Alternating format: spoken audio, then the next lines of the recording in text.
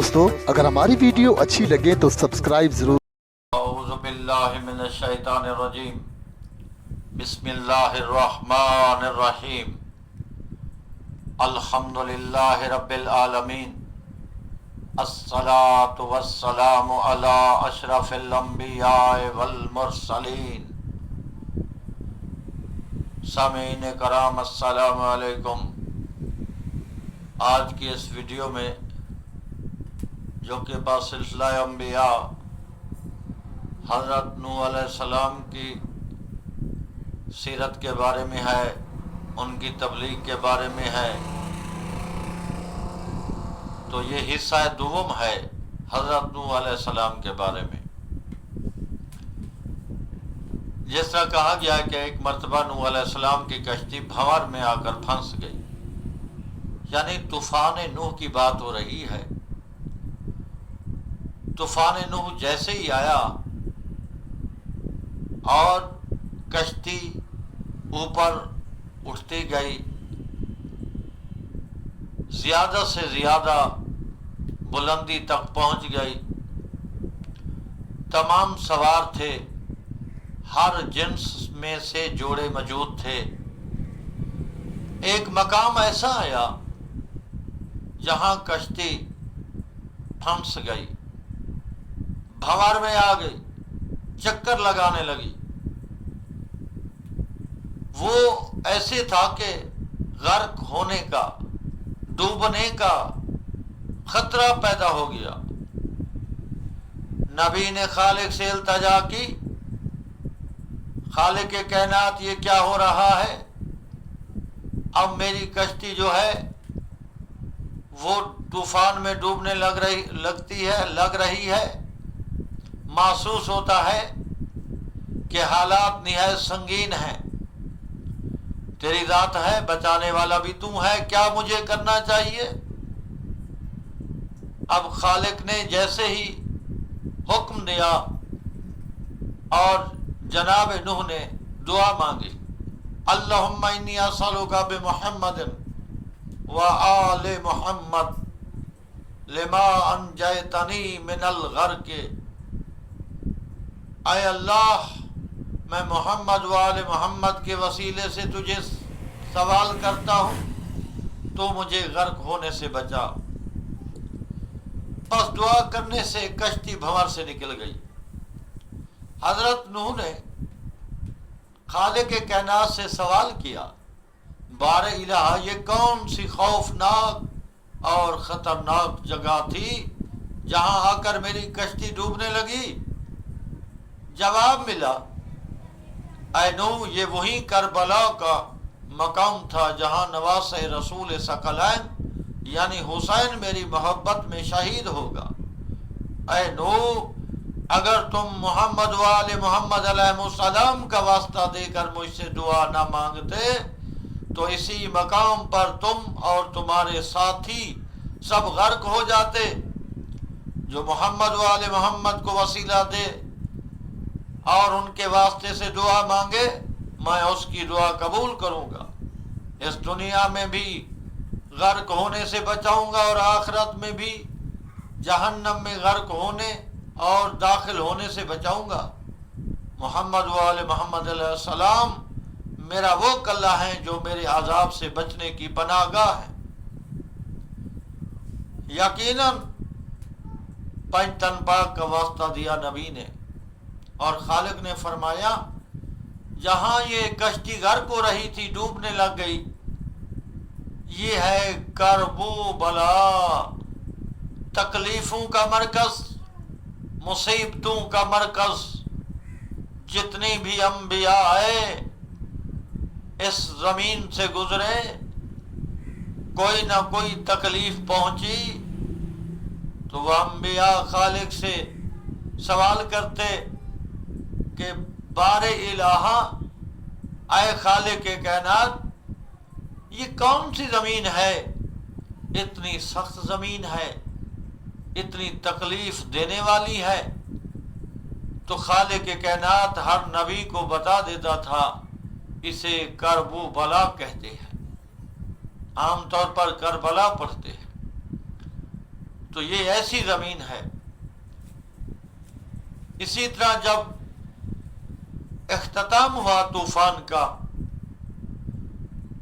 تو پھر حکم خدا کشتی ٹھہر گئی اور ارشاد رب العزت ہوا، وکیل یا ارض ابلعی ماءک وبالسماء اقلعی وغیض الماء وقضی الامر واستوت علی الجود، اور حکم دیا گیا ہے زمین اپنے پانی کو نگل لے، اور اے آسمان رک جا اور پانی کو خشک کر دے۔ معاملہ طے کر دیا، کشتی کوہ جودی پر ٹھہر گئی۔ یعنی اللہ تعالیٰ نے جبرائیل علیہ السلام کو حکم دیا، جو پانی آسمانوں کا زمین پر ہے اسے سمیٹ کر سمندر میں ڈال دو، جو خشکی کے ارد گرد میں ہے اسے زمین کو حکم دیا اسے ہضم کر دے، خشک کر دے، جس کی وجہ سے زمین کھودنے سے پانی برآمد ہو جاتا ہے اور کنویں کی شکل ہوتی ہے۔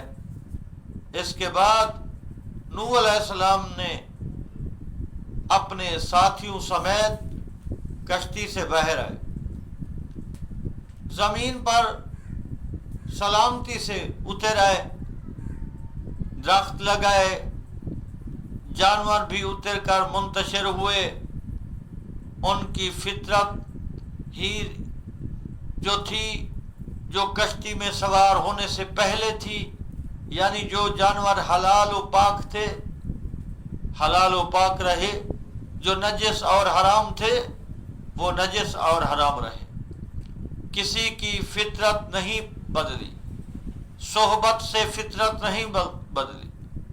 یعنی اب اس میں واضح کر دیا ہے کہ جو جانور بھی کشتی میں سوار تھے ان میں پاک اور حلال جانور بھی تھے، اسی طرح نجس اور ناپاک بھی تھے، لیکن ساتھ رہنے کے باوجود ان دونوں کی فطرت میں کوئی تبدیلی نہیں آئی۔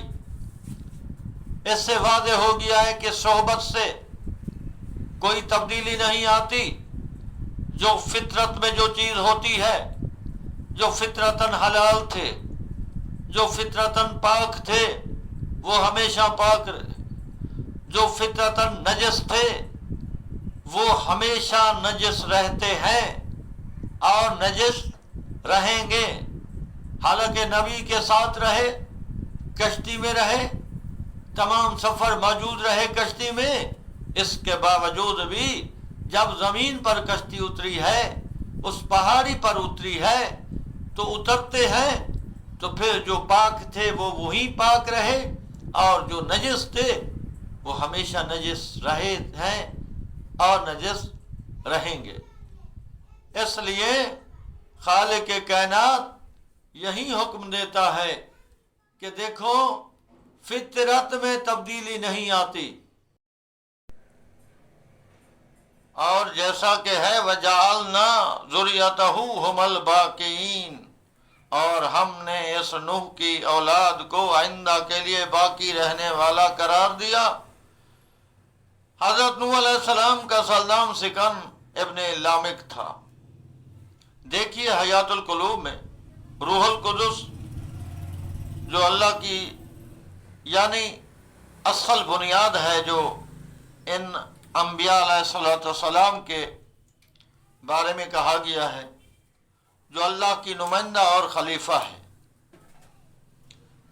علم الاسماء سے اس کی یعنی بنیاد رکھی گئی ہے۔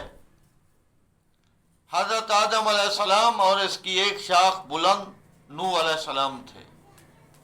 اللہ تعالیٰ نے تمام ہادیان برحق کو اپنی حجت بالغہ نور اول کے فانوس محمد و آل محمد علیہ السلام 14 معصوم کے ذریعے ہی سے فیضیاب علم معرفت پہچانا تھا، اس لیے انہیں وقت اور وسیلہ قرار دیا، جن کی تسبیح سے ملائکہ نے تسبیح کرنا سیکھی، جن کی تقدیس سے ملائکہ نے تقدیس الہی کرنا سیکھی تھی۔ جناب آدم علیہ السلام کی طرح نوح علیہ السلام کو بھی اسماء پنجتن پاک کی محبت اور معرفت تفویض ہوئی۔ جب نوح علیہ السلام کی زبان پر امام حسین علیہ السلام کا نام مقدس آتا، بے اختیار گریہ شروع ہو جاتا تھا۔ حضرت نوح علیہ السلام نے اس کا سبب دریافت کیا تو اللہ تعالیٰ نے ارشاد فرمایا، اے نوح، یہی وہ شخصیت ہے جو میری محبت میں اپنے بیوی بچوں اور تمام رشتہ داروں کی محبت اور اپنی پوری کائنات قربان کر دے گا، اور کبھی اپنی زبان سے میرا گلہ اور شکایت نہ کرے گا۔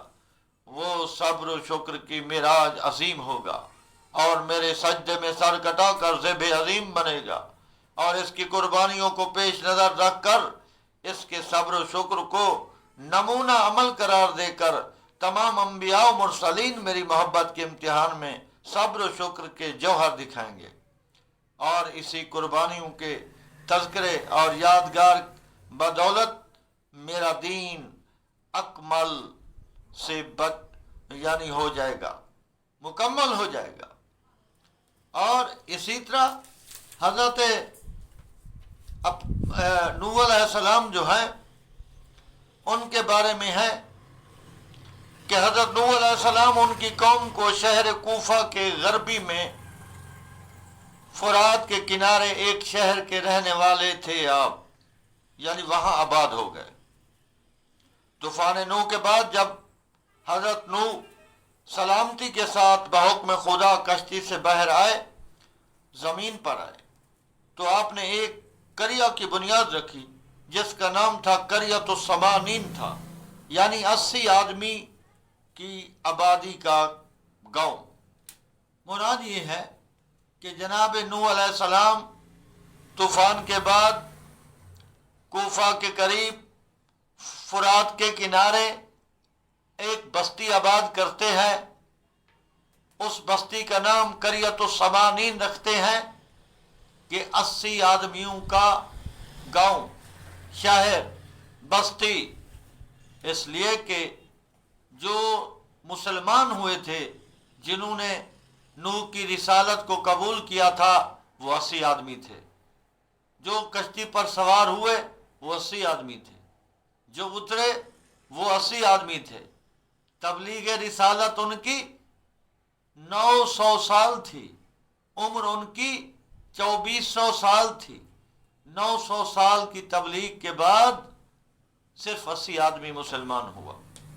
حضرت نوح علیہ السلام نے شام کی اطاعت کے علاوہ وصیت فرمائی کہ محمد و آل محمد علیہ السلام پر سب ایمان و عقیدہ رکھیں، یادگار حسینی قائم کریں، اور ان کی اولاد میں ایک ہادی ابراہیم علیہ السلام پیدا ہوں گے، ان کی اطاعت کریں۔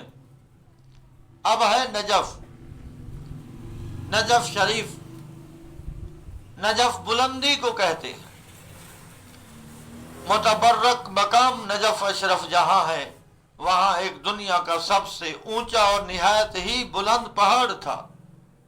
کنان پسر نوح نے، یعنی کنان نوح کا بیٹا جو تھا، پسر، یا اسی پہاڑ پر پناہ لینے کا تذکرہ کیا تھا۔ اللہ تعالیٰ نے پہاڑی پر وحی فرمائی، پوچھا کیا تو لوگوں کو میرے عذاب سے پناہ دے سکتا ہے؟ یہ سن کر پہاڑ خوف الہی سے ریزہ ریزہ ہو کر خوف الہی سے پانی ہو گیا۔ جیسے لوگوں نے کہنا شروع کر دیا پھر وہ خشک ہو گیا۔ خشکی کو جف کہتے ہیں، اس طرح جف کہلایا اور نجف مشہور ہوا۔ قبر علی علیہ السلام کی نسبت سے نجف مشہور ہے، ایک متبرک مقام ہے۔ حضرت نوح علیہ السلام کی عمر 2400 سال بھی لکھتے ہیں، 2500 سال بھی لکھتے ہیں۔ آپ ایک دن بیٹھے تھے دھوپ میں اور اسرائیل آ جاتا ہے، سلام کرتا ہے نبی کو، تو حضرت نوح نے سلام کا جواب دیا اور کہا مجھے اتنی مہلت دے کہ میں چھاؤں پر جا بیٹھوں۔ تو حضرت نوح جب سائے میں آئے اور پوچھا اسرائیل نے کہ 25 سال 100 سال عمر تھی، یہ کیسے گزری؟ تو جناب نوح نے فرمایا کہ بس ایسے ہے جس طرح میں دھوپ سے چھاؤں پر آ گیا ہوں۔ دیکھو دنیا والے کہ زندگی اتنی بے وفا ہے، عمر اتنی بے وفا ہے، پتہ نہیں چلتا۔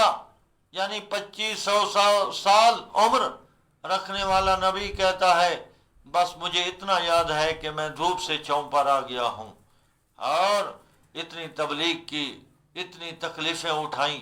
لہذا دین اسلام ایسا دین ہے پوری دنیا میں کہ جس کے اندر اتنی وسعت ہے، جس نے انسانیت کے وقار کو بلند کیا ہے، اور انسانیت کا احساس ہے دین اسلام میں۔ ہمیشہ دین اسلام مروت، احساس، محبت، قربانی کا حکم دیتا ہے، ہمدردی کا حکم دیتا ہے۔ تو یہی التجا ہے۔ خالق کائنات ہمیں سید الانبیاء کی سیرت، ان کی تبلیغ پر عمل کرنے کی پوری توفیق عطا فرمائے، آمین۔